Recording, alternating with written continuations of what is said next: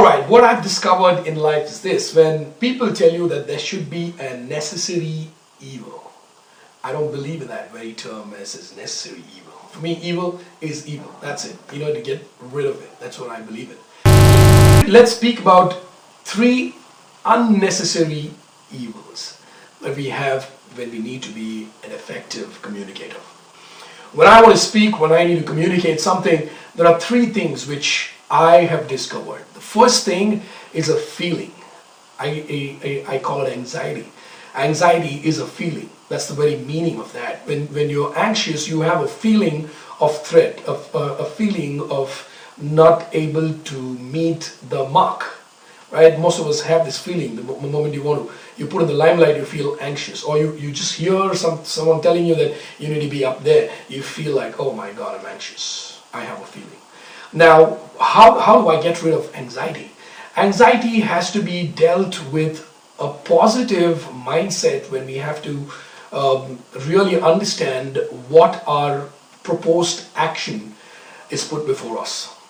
So when I understand the proposed action, I'm able to move forward, propel, and understand that this is what I'm supposed to do. So when I believe that in increased knowledge about the subject, or increased knowledge about what you want to speak, and increased knowledge about yourself in that place removes anxiety.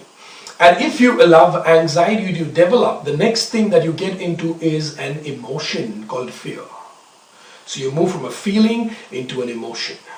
Now this emotion of fear is very powerful if you have not treated your anxiety well. And if you do not know that fear can be, just kind of got rid of the moment it appears. So I would call that to get rid of the fear, you need to understand who am I at that moment? Where do I stand at that moment? So when you look at fear, basically it brings in dis-ease. And I'm sure that fear is controllable. It's a controllable emotion. Always understand that an emotion is an informer. It brings in a particular message. Something that brings into you a news. Basically, when it's fear, it's the news of dis-ease. But the good news is this, that we can control fear. We can control fear.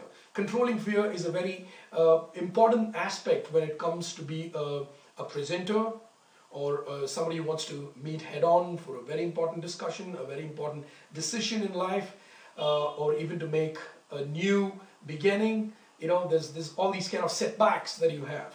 So basically, when I look at anxiety, it's a feeling, and then it moves into an emotion, which is fear. Now, what is the third part? The third part is the uncontrollable factor, which is called the panic.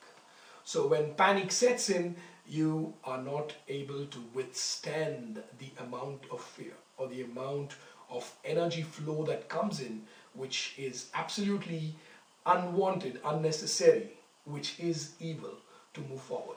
So these three things, when I talk about anxiety, fear, and panic, when not dealt with at the right time, would be a longer process for you to get yourself out of it.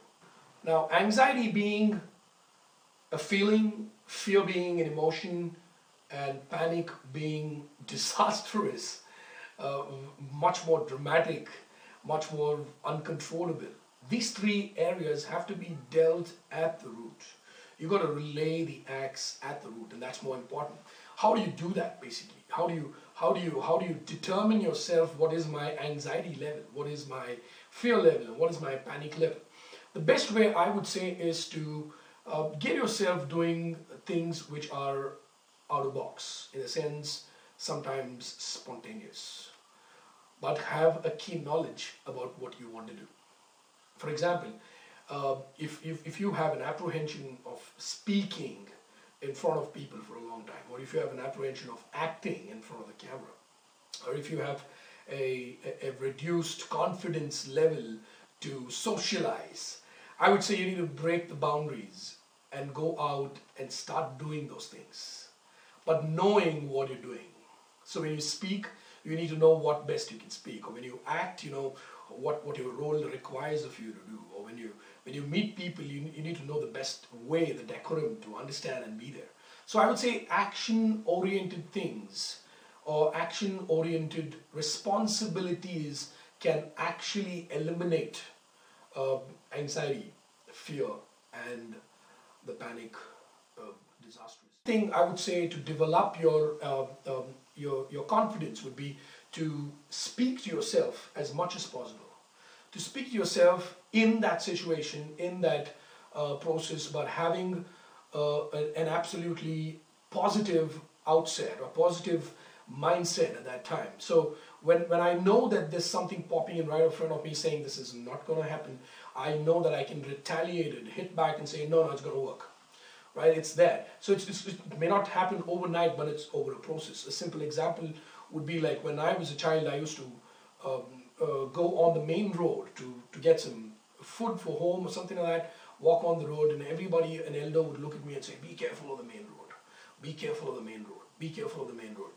And this just went into me, and it made the entire foundation of me to venture into the main road. Always the word that comes into my mind when I hit on the main road is be careful, be careful, be careful, be careful. It could be positive on one side, but I would say it does not increase your confidence level. Instead, you say, man, what's there on the main road? I know the main road looks like this. I know there are big giant vehicles coming in. I know how to deal with it.